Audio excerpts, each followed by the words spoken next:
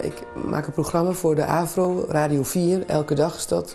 En nou, dan heb je een mailadres. En dan kwam eind oktober, meen ik, heel aardige mail binnen van Martin Siebesma. En ik moet eerlijk zeggen, ik word nogal eens gevraagd of ik de tentoonstelling wil openen. En meestal zeg ik nee, want ik laat me een beetje opeten door alle goede doelen, laat maar zeggen. Maar het was zo'n aardige mail.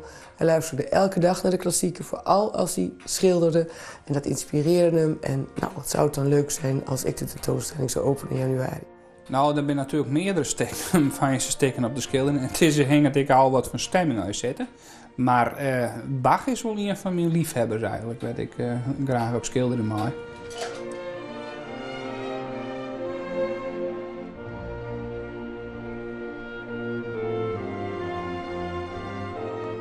Ik heb een romantische inslag.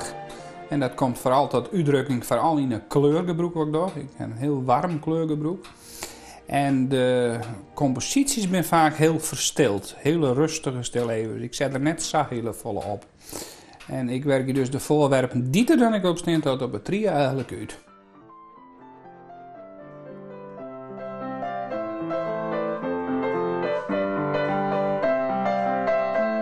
Het zijn twee heel bijzondere mensen, Martin Siebesma en zijn vrouw Itje. Ook zoals ze eruit zien.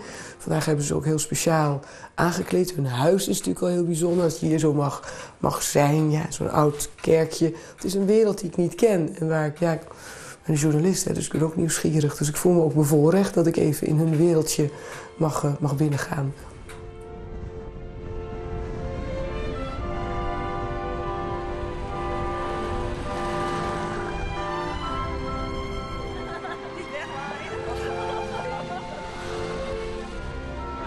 Jongen, wat een druk.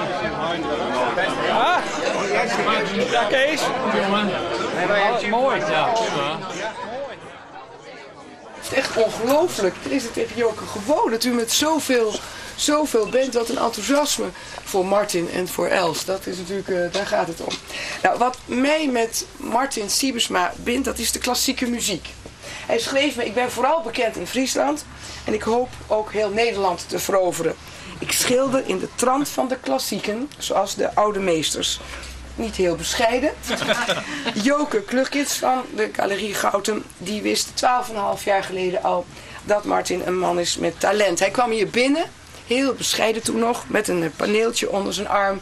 En hij vroeg Joke, vind je het mooi? Dat vond ze. En ze kocht het meteen.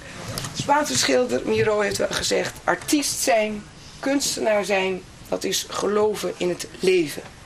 Dat vind ik mooi. Ja. Daarmee verklaar ik de tentoonstelling van Martin Siebesma en Els van der Glas in Galerie Gouten voor geopend. Dankjewel.